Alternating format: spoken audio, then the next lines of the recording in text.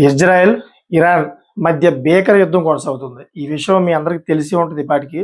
ఇరు దేశాలు ఒకదానిపై మరొకటి మిస్సైల్స్, డ్రోన్స్‌తో దాడులు చేసుకుంటున్నాయి.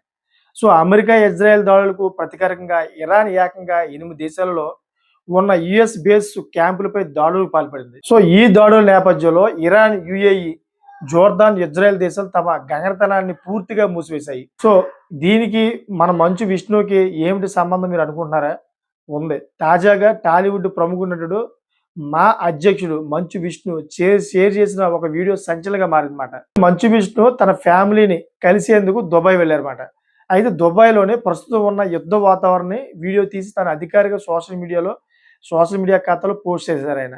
ఎందుకంటే వీడియో చూస్తుంటే అక్కడి భయానక పరిస్థితులు కళ్ళకు కట్టినట్లు కనిపిస్తా ఉన్నాయి. ఆకాశంలోకి క్షిపణులు దూసుకురావడం, వాటిని అడ్డుకుంటున్న దృశ్యాలు తన కళ్ళ ముందు జరుగుతున్నాయని మంచు విష్ణు సోషల్ మీడియా వేదికగా వెల్లడించారాయన.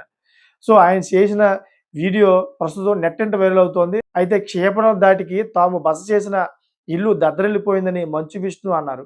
అంతేకాక యుద్ధం శబ్దాలకు తమ చిన్నారి అయినా ఒక్కసారిగా భయపడిందని తెలిపారన్నమాట. సో, ఏ చిన్నారి కూడా ఇలాంటి యుద్ధ వాతావరణంలో పెరగకూడదని ఆయన తన ట్విట్టర్ ఖాతాలో అయితే పోస్ట్ చేశారు. ప్రపంచంలో ఎక్కడైనా పిల్లలకు ప్రశాంతమైన వాతావరణం ఉండాలని ఆకాంక్షించారు. ఇక పౌరుల భద్రత కోసం దుబాయ్ సైన్యం శ్రమిస్తోందని మంచు విష్ణు తన పోస్ట్‌లో తెలిపారు. సో, తన ఫ్యామిలీ అయితే సేఫ్‌గా ఉందని, ఎవరు కూడా భయభ్రాంతులకు గురవ్వకూడదని తన ట్విట్టర్‌లో అయితే తెలిపారు. అంతా ఒక్కసారిగా షాక్ అయ్యారన్నమాట. మంచు విష్ణు అక్కడ ఉన్నారు కదా! ఈ యుద్ధం జరుగుతుంది. మంచు విష్ణు ఫ్యామిలీకి ఏం జరిగిందేమో అని చెప్పేసి.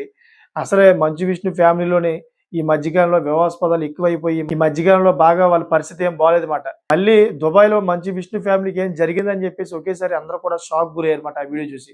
సో, మీకేమనిపిస్తుందో కామెంట్ చేయండి. అదేవిధంగా నచ్చితే గనక లైక్ చేసి సబ్స్క్రైబ్ చేసుకుంటారని కోరుకుంటున్నాను. Thanks for watching friends.